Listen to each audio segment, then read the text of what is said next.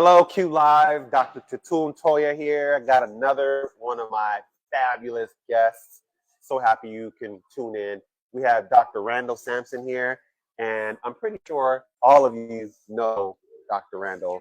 He's a fixture here at Q. I'm not sure if I've ever been to Q and not seen him here. And he's here, he supports. If you ever see anyone rocking the championship belt, he takes pictures with it. It's like a stamp approved got belt or fish. You're fishing. We're fishing right now live. Got the belt going. It's all good. But I want to talk to Dr. Sampson about closing the achievement gap. Let's talk about closing the achievement gap, man. That's it, man. Talk to us more about what that means to you. Yeah. So the belt is spectacular. It has all the glitz and the glamour and all that stuff, right? Yeah. So I use the belt as just the conversation piece. Yeah. And people see it, they think it's cool and this, that. And so closing the achievement gap is paramount, because back then it was, hey, man, let's close the achievement gap for those kids. And they would always marginalize it, like it's just those kids or these kids need to close the achievement gap, and let's catch them up and, baby them and get them going and this. And we kept trying to tell folks, this isn't just about closing the gap for those kids. It's every kid. If you're really going to personalize the learning experience, every kid has a gap somewhere, right? So now it's like the pandemic hits and parents see their kids at home trying to do the work. Yeah. And even the brightest of the brightest kids are struggling with a certain level of the content. There's a gap somewhere. They might not struggle with everything, but there's one thing that they're struggling with. And now all of a sudden, it's everybody said, "Hey, we got to close this achievement gap." Yeah. And so I've been doing this for all my career. It's my calling. It's what I do. Yeah. So I think it's important.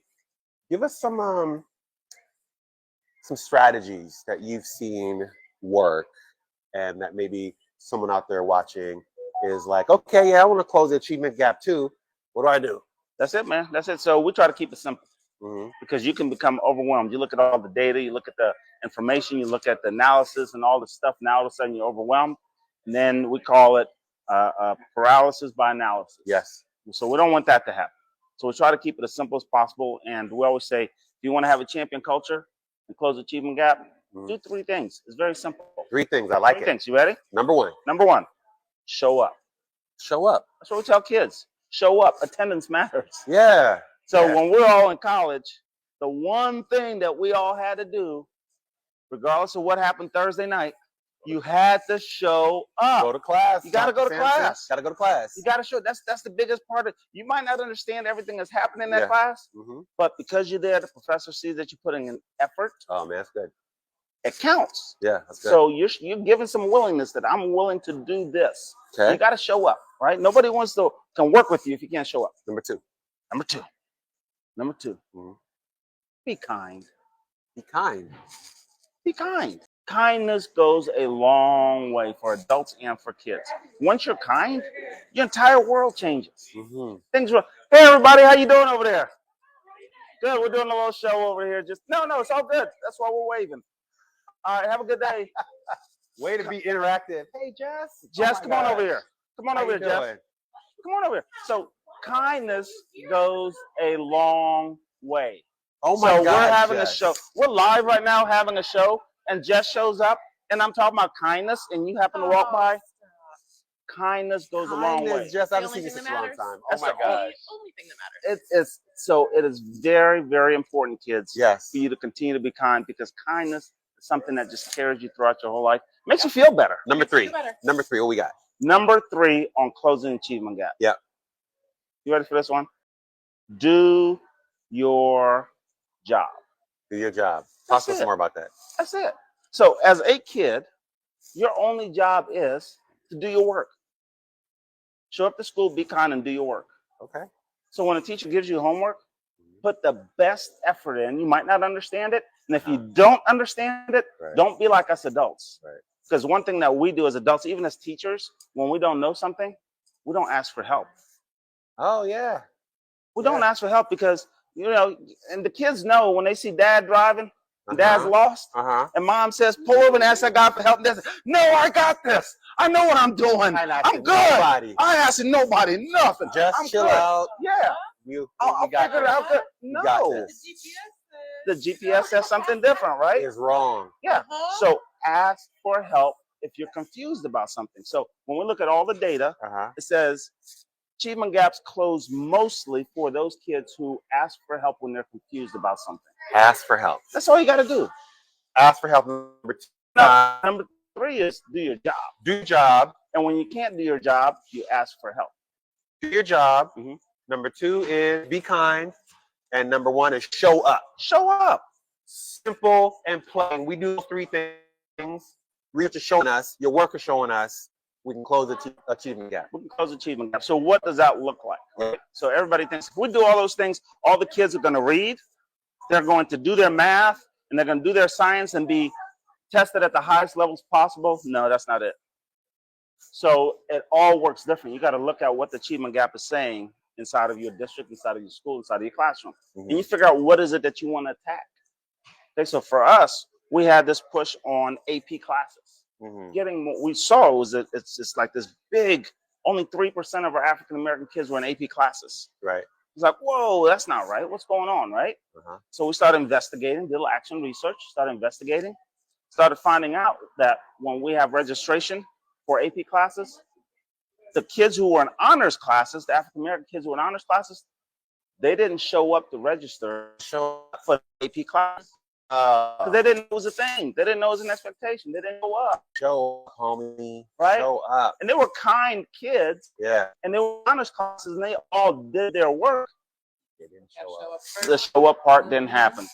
So guess what we did? So we started saying, okay, here are the honors kids. We're going to go find them and share this information with them, encourage them, and then they signed up. We had a 600% increase of African American kids in AP classes. Talks. In 1 year. Data talks. In 1 year. Yeah. And then people said, well, you just took all the black kids and you put them in the AP classes, right? So now people, they want to marginalize it. And then we said, wait. Looked at the AP data for the test at the end. The test scores went up from 3s to 4s by 35% for all kids, including the white kids. Wow. Because we started to create a new culture. Wow. Right? Yeah. Because kids would show up when they go to AP class, they were kind, and they did their work. That's what it was. And the data came out and talked. To the point where I had one dad, his son said his son wasn't going to be in AP classes, took 4 AP classes, something like that. Smart kid. His dad comes in and talks to me and says, hey, man, look, I got to talk to you. I just want to thank you for getting my kid into these AP classes because now my kid became a scholar for college, right? And moved them into a new category. Change the trajectory.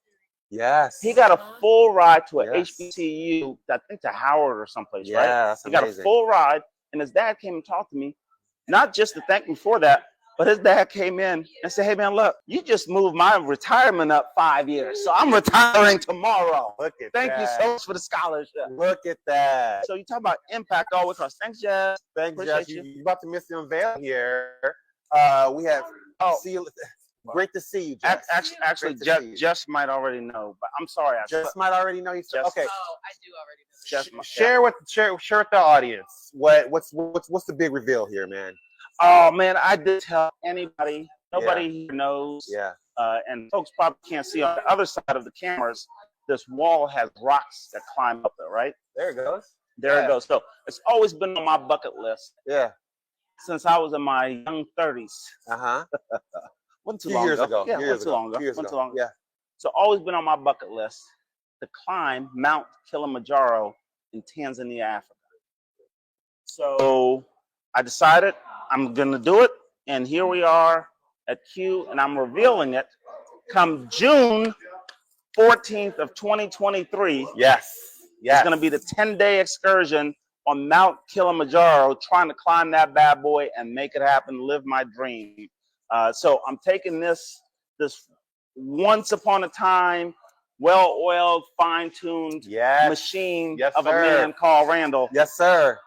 And reinvigorating him and getting him ready again for this climb. So, grease some knees. Yes. Grease some shoulders. Any point moves are greased up now, but so I think it's just another challenge in my life. And you know, people say, are you having a midlife crisis? No, this is just something I've been wanting to do. It's not like I'm saying I'm getting a red Porsche, you know, a convertible red Porsche. No, that's not it. I think something like this is so meaningful because right next to the hotel that I'm staying at, Yeah. there's a school, and it's an orphanage school. So I'm going to spend a couple days there as well. No doubt. Yeah, so I get to fill my bucket in so many ways. Oh man. But you know, that's so good. For the folks who don't know, I'm an immigrant originally. Yep. So I immigrated from South Africa, this, that, and the other. And the old African tradition is when you go back, you always gotta bring an extra suitcase because you gotta pass out gifts to people, right? Gotta pass out that dough. Gotta pass out gifts. 20 there. Yeah. Yeah. So I'm gonna probably for anybody watching here, all these sponsors, whether it's Wakelet, Flip, all these different people, they have gear, and they want me to take some gear with me to the orphanage for the kids, so they can be champions too. Yeah. Let's do it. Let's make it happen. So I'm gonna have an extra suitcase just for y'all if you want to be the sponsor, and I will take your flag or your emblem or whatever it is up to the top of Mount Kilimanjaro and give a personal thank you to the organization for donating for these kids. Yes. And this isn't some kind of scheme because I can't fit into a kid's small shirt. So you know it's not a scheme. Of course not. So you know it's not. So I'm here 100% for the kids, man. Oh, that's what's up, man. That is so encouraging. And where can we follow you? I'm sure you're going to document this journey somewhere. Where can we follow you? Oh man, so now you're really going to have me give the big reveal. Of course. So check it out. So as all y'all know, I love Wakelet. Wakelet is a thing that we use all the time, a place to curate all your stuff, experiences. Yep. So we curate student growth, we curate student achievements, we curate all the stuff that happens in school. And now I'm curating some of my stuff in my life as well using Wakelet, right? So inside of Wakelet, I have all of my pictures, videos, all the YouTube stuff I've been watching, all the information on how to train, all my training. I'm cataloging my training. Wow. So I'm using Wakelet. So you can go to wakelet.com /MT_Kilimanjaro. Wakelet.com /MT for Mount MT_Kilimanjaro. Kilimanjaro. That's it. And all right. You'll be able to follow my entire journey. And I try to do daily or weekly videos of, and I use Flip inside of Wakelet. Yep. And I have my Flip videos and kind of just talk people through. That's a big deal. You know, what happened today. Today I climbed this mountain over here in California. This is what happened. This is what it looks like. So I'm taking you inside because, and the reason why I'm doing that is, if I climbed Kilimanjaro and I took this picture at the top of Kilimanjaro, put it on Twitter, everybody would say, wow, you went to Kilimanjaro. That's cool, man. Way to go. They'll dap me up. They'll send me love and all this other stuff. It's cool. Everybody wants to see the champ. Yeah. Nobody wants to know what goes into making a champ. The journey to make the champ. The journey. Yes. So you can follow along with the journey and hopefully it inspires somebody else to do something else. Because one of my inspirations to this thing was Heidi Carr, right? So Heidi used to go hiking all the time in Nevada. And so, you know, we're with NV side. And so Heidi would go hiking and I'm like, man, that's pretty cool. I'm gonna try to go hiking. I'm like, I've always wanted to do Kilimanjaro. I'm gonna get myself together and make it happen. Do Kilimanjaro. That's awesome. Thank you so much for gracing the Q Live stage with your presence, with your big announcement, the work you're doing around the achievement gap. And for the rest of you, stay tuned. We have more fabulous guests out there for you to watch and learn from. Thank you.